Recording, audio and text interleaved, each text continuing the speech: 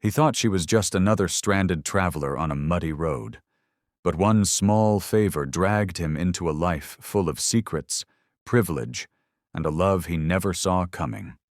It had rained hard the night before. The dirt roads outside Masonville were thick with mud, and Jake Carter's boots sank every time he walked out to feed the cattle. Life on the farm hadn't been kind lately. His father's hospital bills had piled up, the crops were weak, and the bank had stopped returning his calls. Still, he kept working. There wasn't another option.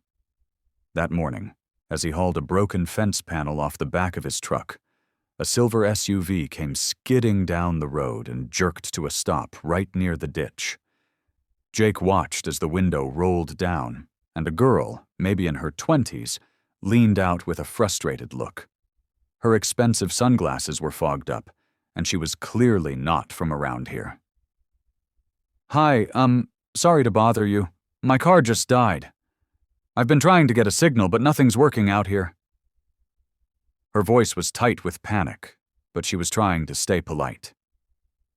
Jake wiped his hands on his jeans and walked closer. "Pop the hood. Let's take a look." She hesitated. "You know about cars?" He gave a half smile. "Out here, you kinda have to."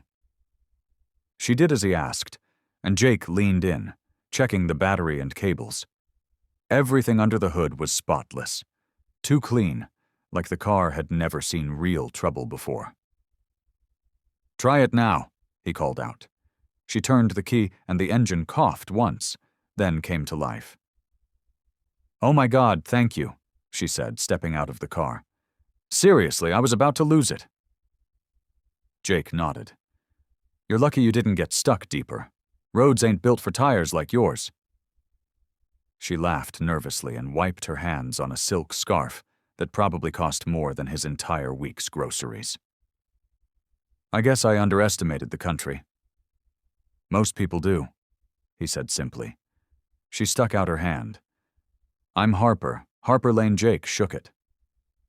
"Jake, you headed somewhere?" She hesitated. "My GPS says there's a town about 15 minutes from here, just passing through." He narrowed his eyes slightly. "You driving all this way alone?" Harper smiled, but it didn't reach her eyes. "Something like that." He didn't push, just pointed down the road. "Stay slow on the curves. Mud'll take you out before you see it coming." Harper looked at him for a moment, like she wanted to say more, but then just nodded and got back into the SUV. She gave a small wave and drove off. Jake watched her go, then turned back to his fence. He didn't know that within an hour, her name would be trending online.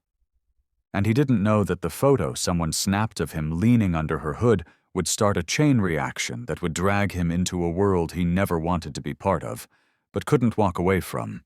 By the time Jake got back to the farmhouse, his younger sister Abby was waving her phone like it was on fire. "Jake, you're on Instagram or TikTok or something. Look," she shouted, pulling him toward the screen. There it was, a photo taken from inside Harper's SUV, showing Jake bent under her hood, covered in mud, his flannel sleeves rolled up. The caption read, "When your car dies in the middle of nowhere and a cowboy mechanic appears out of thin air, thank you, stranger. Country hero, just real people exist." The comments were pouring in. "Who is he? He looks like a movie character. If she doesn't marry him, I will." Jake frowned. "I didn't even know she took a picture." Abby was still grinning. "You have no idea who she is, do you?" He raised an eyebrow. "Some city girl with car trouble?" Abby opened another app and showed him a headline. "Harper Lane, daughter of billionaire real estate mogul Richard Lane, spotted in rural Kentucky after public breakup." Jake stepped back, stunned. "You're kidding me." Abby shook her head. "She's basically royalty. Her family's got buildings named after them." Jake stared out the window. He hadn't thought about her twice since she drove off, but now her face was everywhere, laughing in front of gala events, walking red carpets, posing with her father at charity auctions. Later that day, a black SUV pulled into Jake's driveway. His stomach dropped. Harper stepped out, now in jeans and a hoodie, looking nothing like the photos online. "Hey," she said quietly. "Can we talk?" Jake crossed his arms. "Didn't expect to see you again." "I didn't expect my post to blow up," she said, cheeks red. "I didn't mention your name, but people found you anyway. I'm sorry if that made trouble." Jake gave a dry laugh. "We're not used to going viral out here." She looked down. "I needed to get away. From everything. My dad, the media, that breakup. I wasn't trying to drag anyone else into it." Jake studied her. This girl, this billionaire's daughter, was standing on his muddy driveway, looking like she hadn't slept in a week. "I don't care about the money or your last name," he said finally. "I just don't like being part of a show I didn't audition for." "I get it," she said softly. "But I didn't come back for attention. I came back because being out here felt real, like the first time I could breathe in months." Jake didn't say anything. The air between them stretched, heavy with words neither of them knew how to say. Then she added something that made him pause. "I bought the old café in town. It's been closed for a while. I want to reopen it. But I don't know the first thing about small towns or coffee machines that don't talk to satellites." Jake blinked. "Why would you do that?" Harper looked at him with something real in her eyes. "Because I want to build something that's mine, and because I was hoping you might help me." Jake stared at her, the surprise sinking in slowly. This city girl, tangled up in money and headlines, was asking him for help. The farmhand who barely had enough to fix his own tractor. The guy who'd spent years watching everything slip away. He shook his head, half smiling. "You really don't know what you're getting into." Harper laughed, a short, genuine sound that cut through the tension. "Maybe, but I'm tired of pretending I have it all figured out."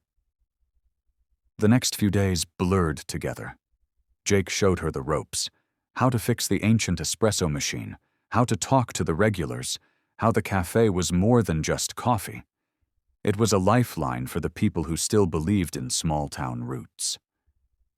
Harper listened, laughed, and sometimes stumbled, but she never gave up.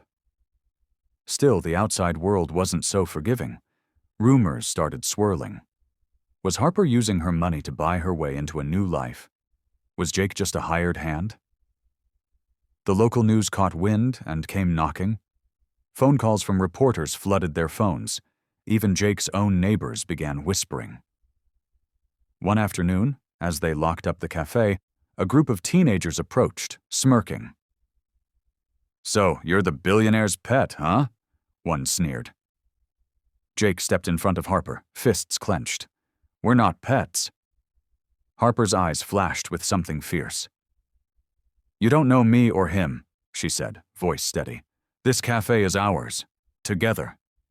That night, alone in her small, rented room, Harper stared at a photo of her late mother. She whispered, "Mom, I want to be more than just a name." Far away, Jake sat on the porch, staring at the stars. He wasn't sure what the future held, but for the first time in years, something inside him hoped it might be different. Neither of them knew that the biggest challenge was still waiting, one that would force them to confront their pasts and change everything they thought they knew about trust, family, and love. Weeks passed, and the cafe slowly came alive again. Old faces returned, curious neighbors stopped by, and the smell of fresh coffee filled the air. Jake and Harper worked side by side, laughter growing between them like new roots. But the peace was fragile. One evening, as they closed up, Harper's phone buzzed with a message that made her freeze. It was from her father. The words were cold, demanding. "Stop this nonsense. Leave town immediately. Your presence is causing problems." Jake saw the change in her eyes, the fight fading. You okay?" She shook her head. "My dad doesn't want me here. He thinks I'm embarrassing the family." Jake clenched his jaw. "Then we'll show him you're stronger than he thinks." But just when things seemed to be settling, a local reporter released a story accusing Harper of using her father's money to push Jake out, saying Jake was just a farm boy lucky enough to get rich on her name. The town divided. Some believed it, some defended them, but the whispers grew louder. One night, after a harsh argument with her father on the phone, Harper stormed out, tears mixing with the rain. Jake found her by the river, soaked and broken. "I'm not who they think I am," she said, voice trembling. "I'm scared I'll lose everything. My family, this place, you." Jake pulled her close. "You're not alone. Not here. Not ever." At that moment, something shifted. Not just between them, but in the small town that was learning what true courage and love really meant. Neither knew it yet, but their fight had only just begun, and what came next would test everything they believed about loyalty, sacrifice, and the meaning of home.